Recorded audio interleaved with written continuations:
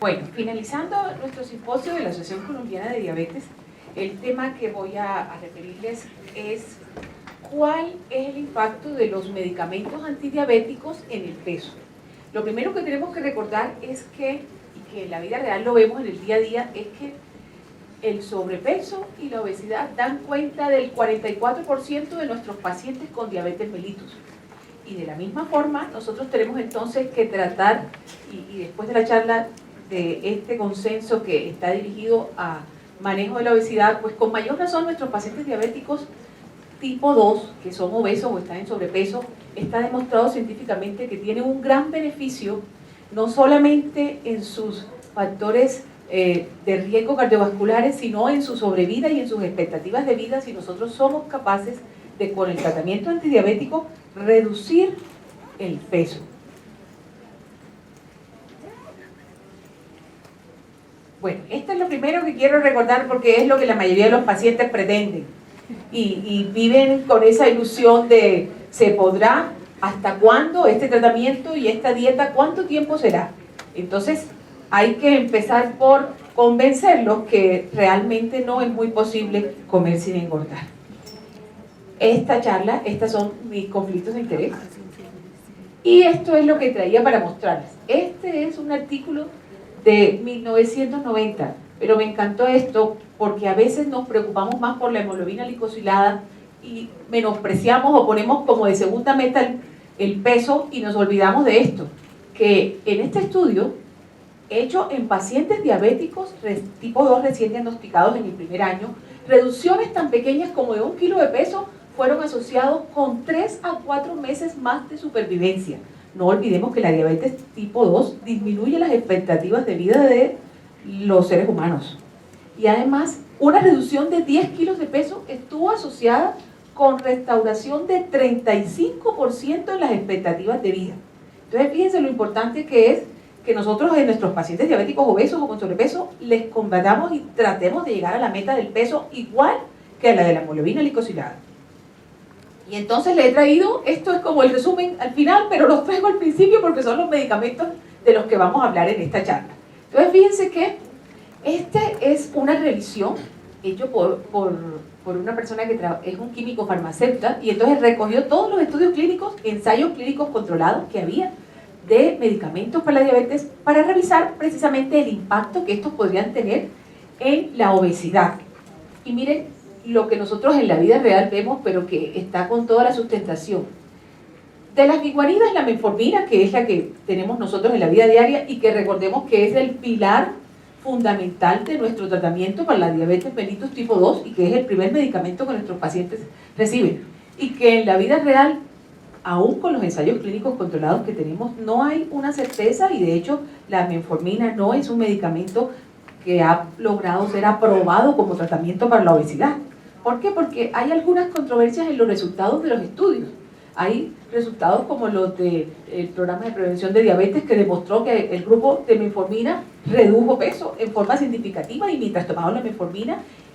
bajaron peso y aún después de haberla suspendido siguieron bajando peso. Pero hay otros ensayos clínicos que no han logrado corroborar la misma veracidad y por eso la ADA agrupa a la metformina como un medicamento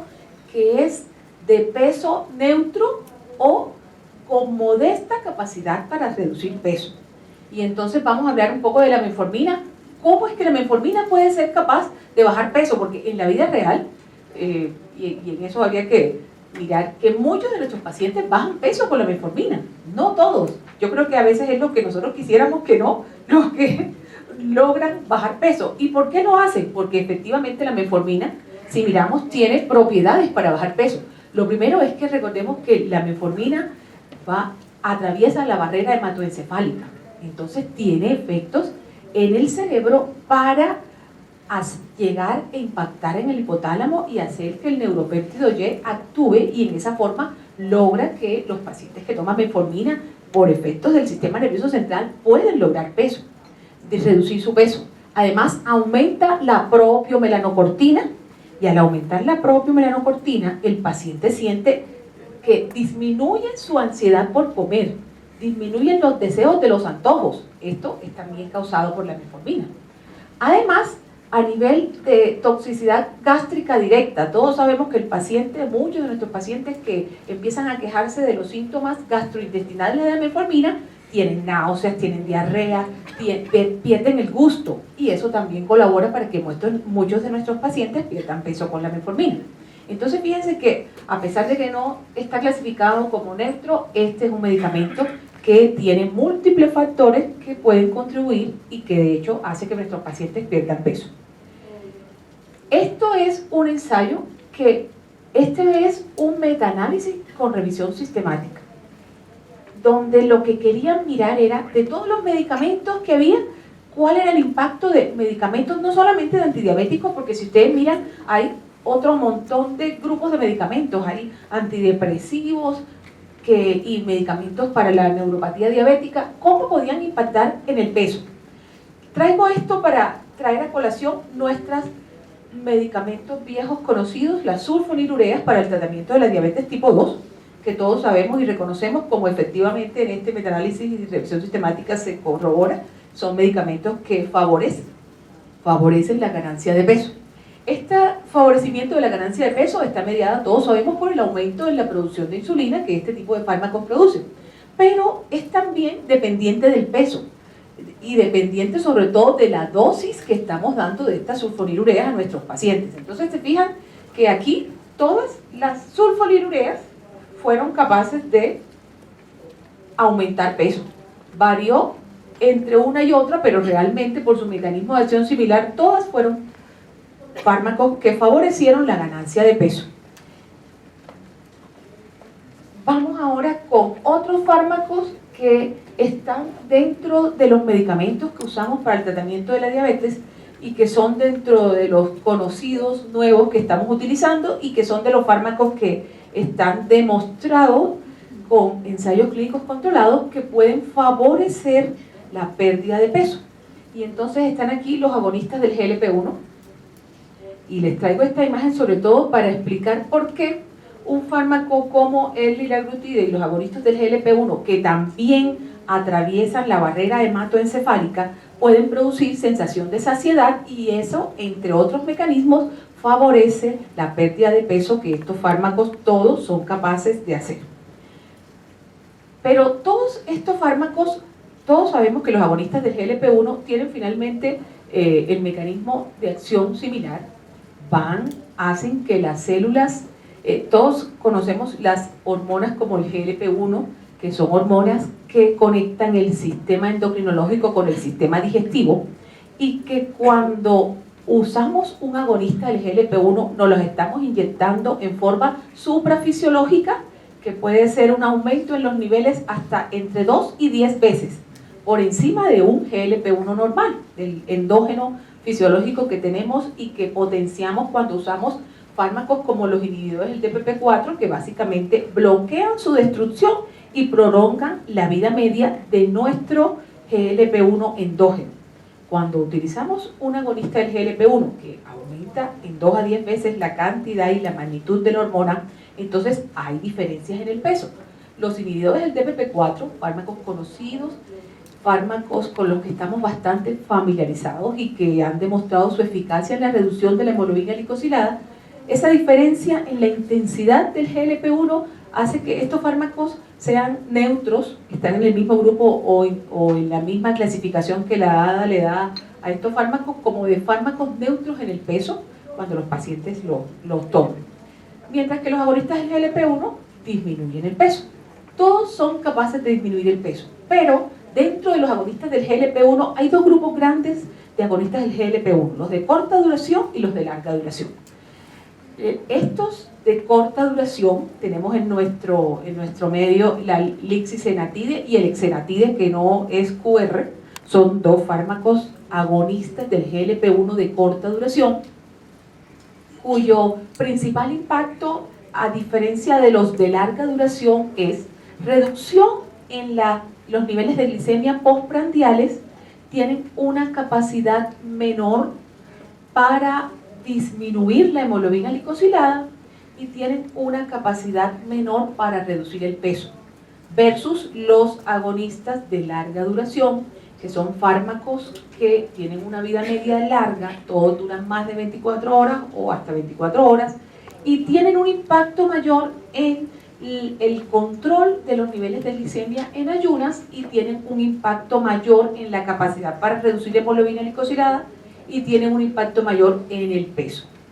Entonces, este es también un metaanálisis, revisión sistemática de cuál era el impacto en el peso de, y aquí los tenemos, alpiglutide, dulaglutide. Aquí no está el semaglutide. El semaglutide es el último de esa familia que tiene aprobación por la FDA. Es un fármaco que todavía no está en nuestro medio, pero un fármaco que con 1 miligramo viene, este semaglutide viene en 2 presentaciones, ahí en presentación oral y en presentación subcutánea semanal. Los estudios clínicos a 30 semanas mostraron que con 1 miligramo de semaglutide subcutáneo se puede conseguir reducciones en el peso de menos 3.6 kilos y que se sostuvieron durante las 30 semanas, que si vemos es un poco más que lo que se hubiera podido lograr con los otros fármacos que tenemos aquí. Pero lo que quería mostrarles es que de corta o de larga duración en este metaanálisis todos los agonistas del GLP-1 son capaces de reducir peso. Entonces, esto no nos vamos a detener mucho, pero lo que quería mostrarles eran los estudios que se han hecho con los agonistas del GLP-1, en este caso el senatide, donde muestra su eficacia cuando se compara versus placebo y cuando se compara con los otros medicamentos que utilizamos para el tratamiento de la diabetes.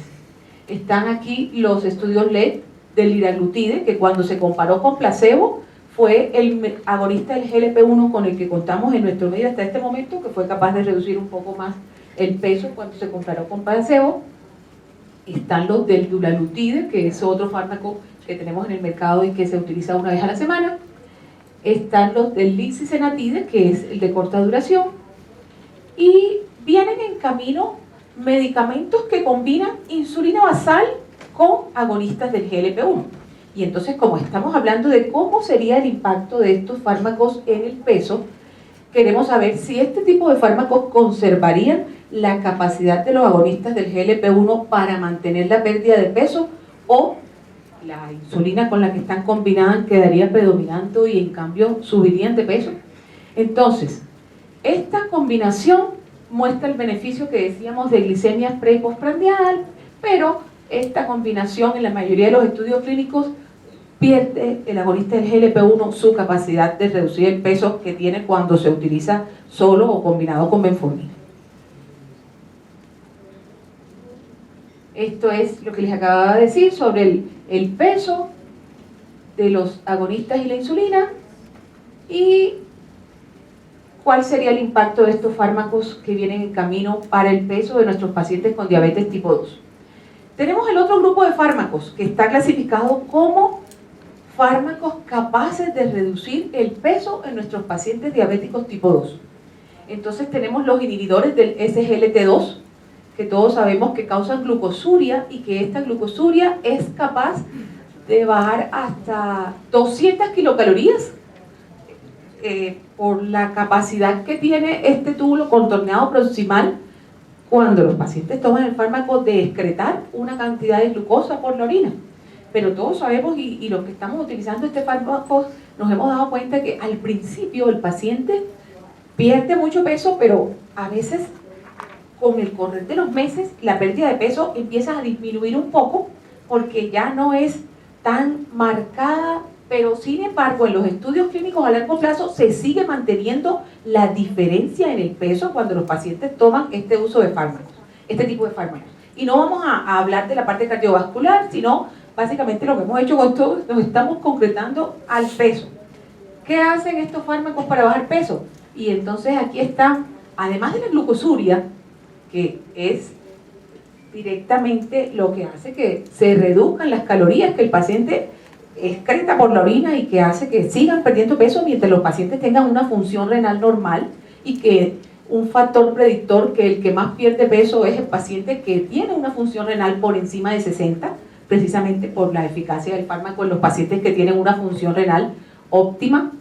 es también un fármaco que es capaz de reducir el tejido magro, y entonces es lo que en los ensayos clínicos se ve que este paciente disminuye en su cintura metabólica. Esto es una revisión sistemática y un metaanálisis que les traje para mostrar que en nuestro país tenemos todos los que hay en el mercado, excepto la ertuglifosina, pero estos fármacos que están aquí, todos tuvieron diferencias estadísticamente significativas para reducir peso. Esto es un resumen de qué tantos kilos de peso, porque no les he dicho cuánto podríamos decir que cada uno de ese grupo es, hasta dónde es capaz. Porque además en la vida real vemos que hay diferencias entre un paciente y otro para,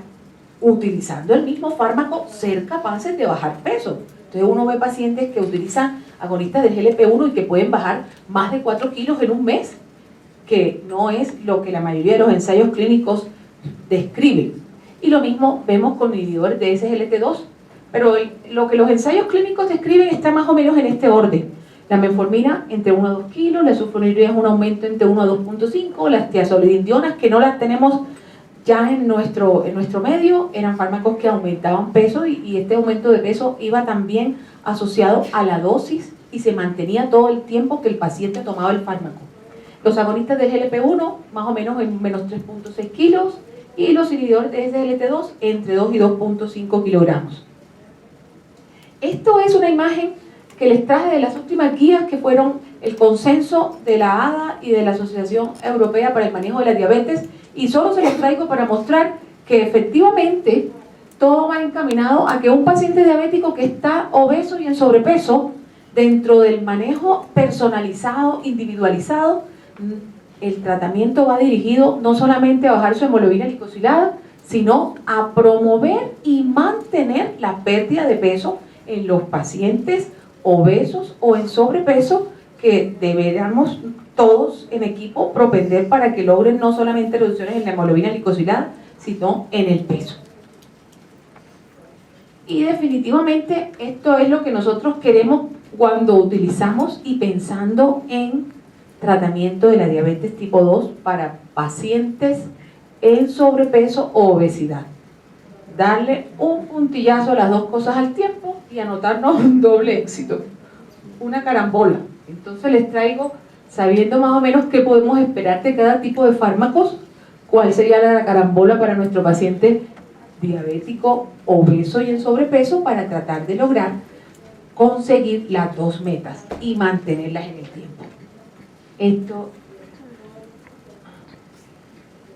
los traigo porque como médicos que tratamos pacientes con diabetes tipo 2, obesos y en sobrepeso, lo más importante es que si esta estrategia terapéutica no me funcionó, pueda cambiarme a la otra, pero lo que jamás puedo olvidar es que voy por la meta. Y esto es para invitarlos a todos. Esta es la propaganda de nuestro simposio que vamos a realizar aquí en Bogotá entre el 2 al 3 de noviembre, y que los esperamos porque vamos a hacerlo muy dinámico con casos clínicos y todos vamos a poder participar. Muchas gracias.